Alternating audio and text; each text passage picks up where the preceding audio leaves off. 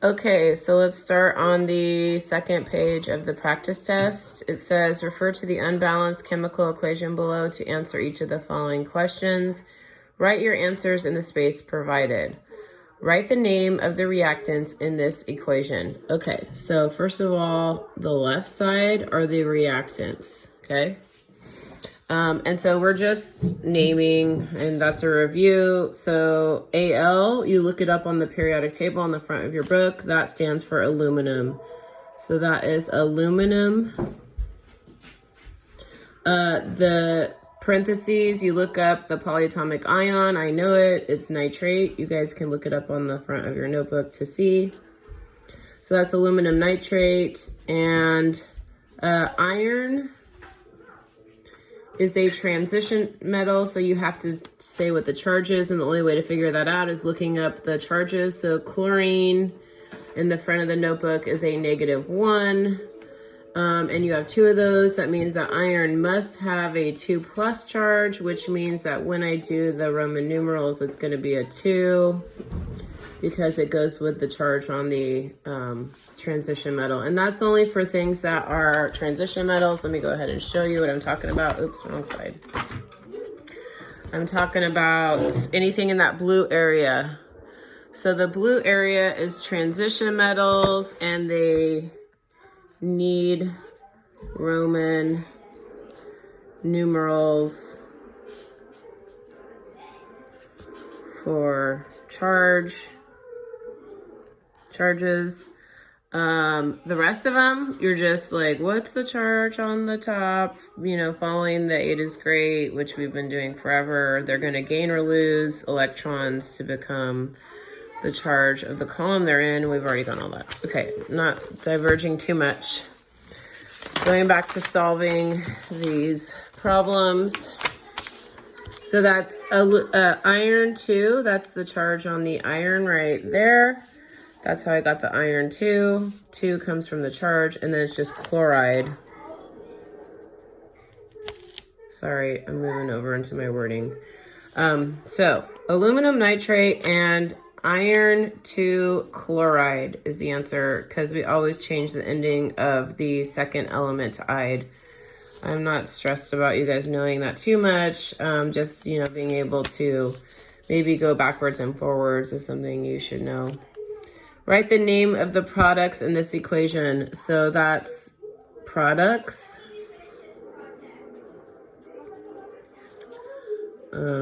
Products. Let me label that as reactants on the left, products on the right. So products, what are their names? Iron nitrate, but we have a situation where we've got a transition metal, so I'm going to need the Roman numerals again. So it's going to be iron. Just double check the charge. -1 for nitrate, 2+ again. So that's iron 2, same, it didn't change charge, nitrate. So iron 2 nitrate, and that is aluminum. And that's chloride. Chlorine changes to chloride. So there you have it. Iron 2 nitrate and aluminum chloride. What would the coefficients of the aluminum nitrate be in the balanced equation? By the way, coefficients, I want to remind you, when you're taking your test, because who knows, you guys may pause and go back to this while you're taking your test. That's totally doable. It's an open format on the Elluminate. You can pause it and go out and check your answers. Remember that sometimes the coefficient can be referred to as the mole ratio for the chemical equation. They're the same thing. So I may be asking you what the coefficients after balancing are here, but that also could be asked on a test as, what's the mole ratio? The whole number coefficients, that's the mole ratio for the chemical equation after it's been balanced. So just wording means the same thing. So let's go ahead and balance this. So we're going to go up and we're going to say, okay, how many aluminum do I have on the left? 1. How many on the right? 1. How many nitrate bubbles, NO3 bubbles do I have? There's a 3, and that's on the outside of the parentheses. So there's 3 of those little protected bubbles. Over here, we have 2 of the nitrates. When you balance, I always suggest that you do keep those polyatomic ions almost like they're an element. When you balance, just say, okay, how many of those polyatomics do I have on the left? How many do I have on the right? Meaning if you've got NO3 as a polyatomic ion, but then for some reason maybe you have N or O outside of the polyatomic, don't count up all the nitrogens, count the polyatomic as a protected bubble on the left and right and deal with balancing that way. It just will help you. So going back, 1 aluminum, 3 nitrates, 2. That's not balanced. What's the common number between 3 and 2? 6. So let me change my color of my pen. That means this side needs to go up to 6. So that's going to be a 2. 2 times 3 will give me 6. Then over here, it's 2. I need to put a 3 in front. And that distributes. So that means there's 2 aluminum. And there's 2 times 3 is 6 nitrates. And that over here is 3 iron, because that distributes there. Plus multiplies out with the 2. So that's 3 times 2 is 6 nitrates here. So 2 aluminum on the left, 1 on the right. Jewel, I need to finish this, please. Can you just let me finish? Help with my homework. Okay, we'll do your homework after I finish. So 2 aluminum on the left, 1 on the right. That's not balanced, so I need to put a 2 in front. So 2 aluminum on the left, 2 on the right. 2 times 3 is 6 nitrate bubbles on the left. 3 times 2 is 6 nitrate bubbles on the right. 1 iron on the left, 3. That's not good. Got to put a 3 in front. That distributes to both. So 3 iron on the left, 3 iron on the right. 3 times 2 is 6 chlorines on the left. 2 times 3, because that distributes, you actually multiply. 2 times 3 would be 6 chlorines on the right. Now that's balanced. So double check. 2 aluminums, 2 aluminums. 2 times 3 is 6 nitrates. 3 times 2 is 6 nitrates. 3 irons, 3 irons. 3 times 2 is 6 chlorines. 2 times 3 is 6 chlorines. Done. Okay, I had to do all that so that I could answer these questions. So now they're asking, what is the coefficient? And this is a typical question for a state test, except for they may use the word, what's the mole ratio for the chemical equation? They still are asking you, hey, balance it, and they're just using different wording for what's the number. So for aluminum nitrate, that coefficient would be 2. Number 4, what's the coefficient for iron nitrate? That would be a 3. For aluminum chloride, that is a 2. How many oxygen atoms would there be on each side of the balanced equation? Okay, for that we would have to add all this up. So let's look just for oxygen and see how many there are. Well, let's do this. On the left side, there are 3 oxygens here, but there is a parentheses, so that 3 actually distributes and multiplies in, just like in math. So there's actually 3 times 3 is 9. But then you also have to multiply by the coefficient of 2. So that's 3 times 3 is 9. Times 2 is 18 oxygens on the left. Okay? How many oxygens would be on each side? So that's 18. And then just double check it's the same. 2 times 3 is 6. Times 3 is 18. So 18, correct. Now, I want to show you something here because I know a lot of people have problems understanding what that means. When you start dealing with this 3 times 3, I know it's just a little tricky. So visually, let me try to draw this out for you.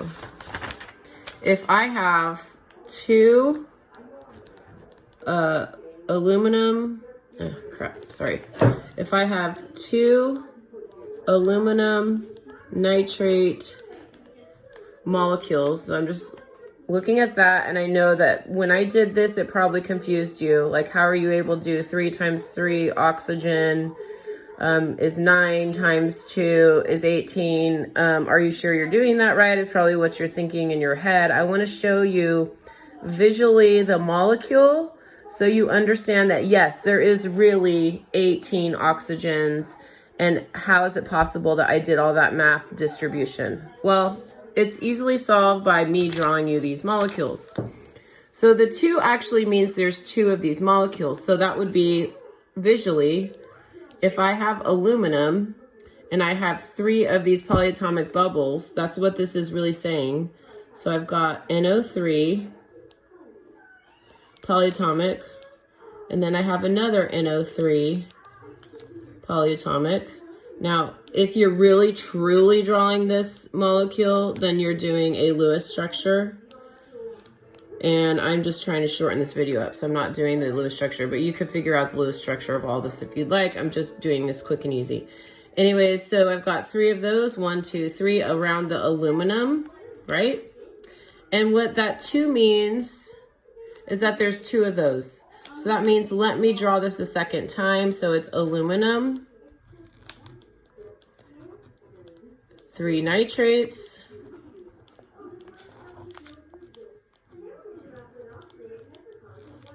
and there you go. So that's what the 2 means. It means that there's two molecules of, this is the word version of aluminum nitrate. Now count, how many oxygens do you have there, right? So 3, 3, 3. So that's 3 times 3, 9. 3, 3, 3 plus another 9 equals 18 oxygens. And there you have it. That also may help you with what we're really doing when we're balancing. Every time we put those whole number coefficients, or the mole ratio, if you want to call it that, coefficients, we're just actually making sure that the exact number and type of each element that goes into this reaction comes out. And those 2, 3, 3, 2s are saying how many of these molecules do you have or do you need for the reaction to occur. All right, so number 7, what should you do if an equation you have written cannot be balanced? That means you messed up.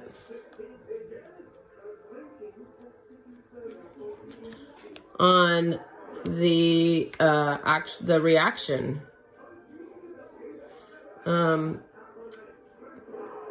So recheck how you wrote it. And I say that because all chemical reactions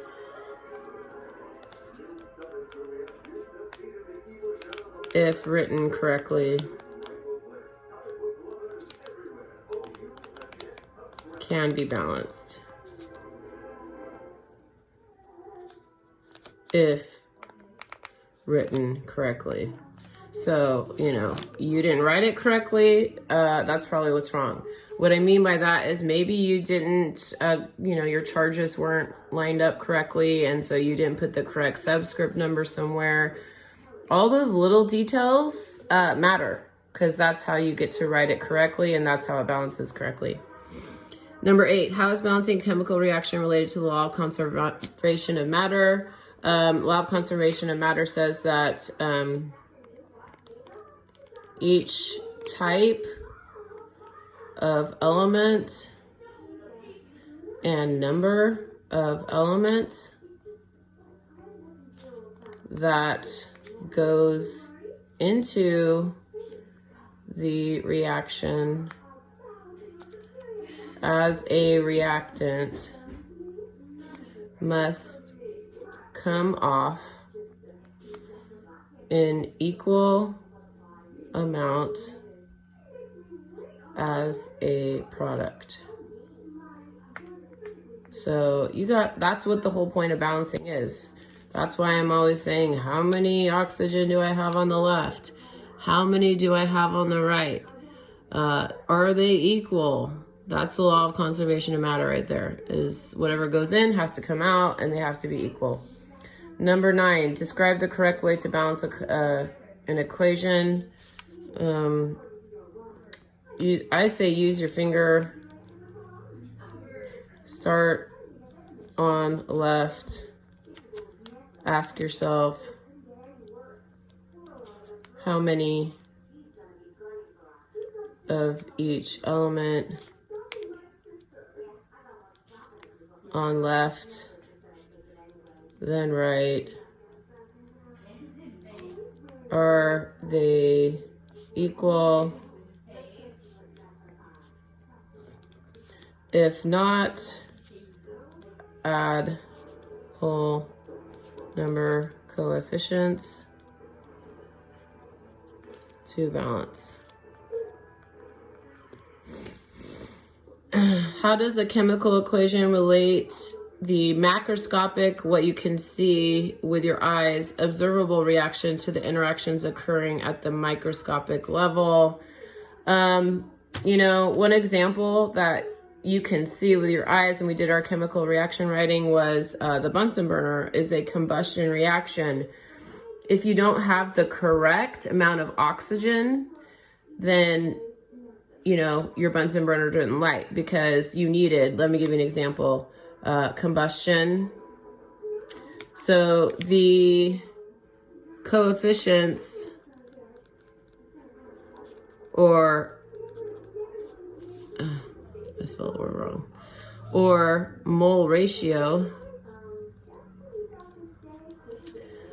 are the correct amount of each element or molecule necessary to make a reaction happen. And I should probably say the balanced here. The balanced coefficients or mole ratio are, I know my handwriting is horrible, sorry, are the correct amount of each element or molecule necessary to make a reaction happen. So what I mean by that is, here's your combustion that we did in your burner, Bunsen burner. You had methane gas plus oxygen gas that you could see visually with your eyes. You're trying to mix that in a correct amount to form CO2 plus H2O because it's a combustion. Carbon dioxide and water, and you need to balance it. You need to make sure it's in the right ratio or this doesn't happen. So 1 methane, 4, 2, that's not balanced. You need to, now you got that balanced 2 oxygen, 2 plus 2 is 4, so we need a 2 here. So what I mean by that is what you would visually see is that for every 1 ratio or 1 mole ratio of methane, you would need 2 moles of oxygen in a 1:2 size volume ratio to make this reaction happen. And you were doing that with your bottom of your Bunsen burner in your this combustion. And so macroscopically, you would see that it doesn't light if you didn't have the right ratio of 2:1 oxygen to methane. It won't happen. And so that goes down to the microscopic level because you have to balance or the reaction doesn't happen. And that's what all these mean. If you, the 2:3 to 3:2 mole ratio or coefficient balancing, whatever you want to call them, if you don't have that correct amount, it just is not going to happen.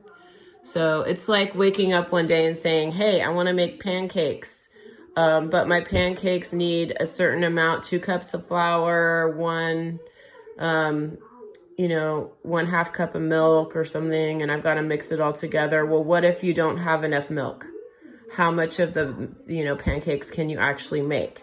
So that's what these are. This is actually sort of like cooking.